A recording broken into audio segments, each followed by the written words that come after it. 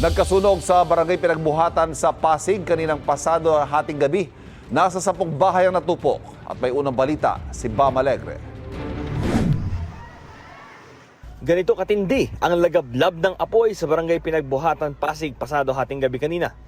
Sa isa pang kuha ng residente, kita ang lawak ng pinsala habang tinutupok ng apoy ang mga bahay.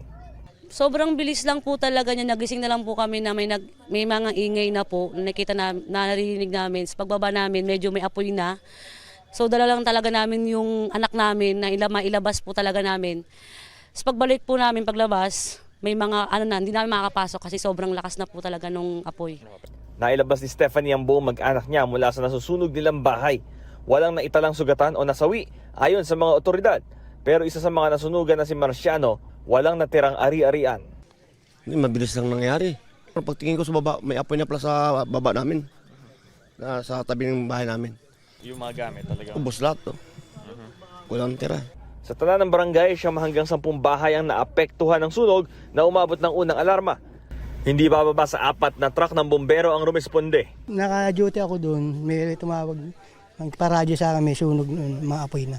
Nabilis naman pumasok dito yung bumbero. Saka dyan, iskinita, nagduktungan na yung mga truck nila. Naapula ang sunog pasado 1:00 ng madaling araw. Iniimbestigahan ng Bureau of Fire Protection ang sanhi ng apoy at halaga ng pinsala. Ito ang unang balita mula sa Pasig, Bam Alegre para sa GMA Integrated News.